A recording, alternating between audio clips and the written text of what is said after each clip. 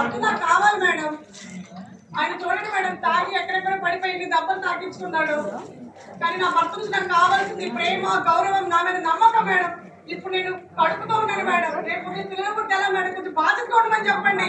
సరే బాబు, మీరు ఏం పని చేస్తారు? నెలకి ఎంత సంపాదిస్తారు బాబు?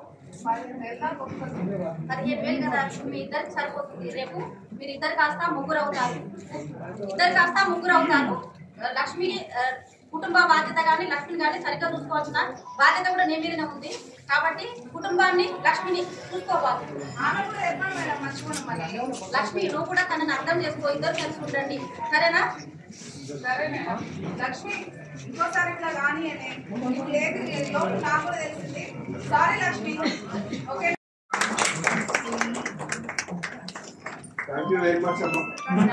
ఉత్సాహాన్ని ఇచ్చినటువంటి మా మృదుల గారు ఎక్కడన్నా మా మధ్యలోకి రావాలి ప్లీజ్.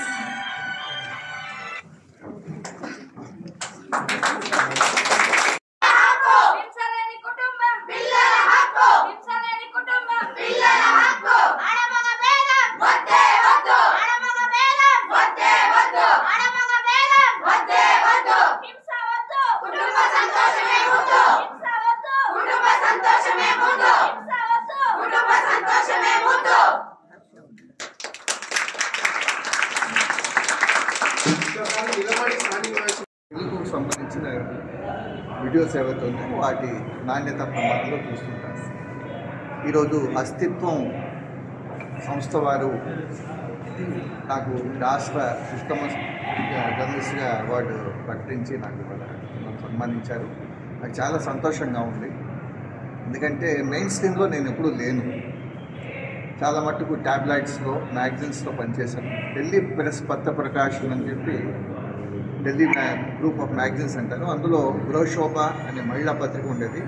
సరస్ సలీల్ అని చెప్పి ఒక సామాజిక మాసపత్రిక, వారపత్రిక ఉండేది.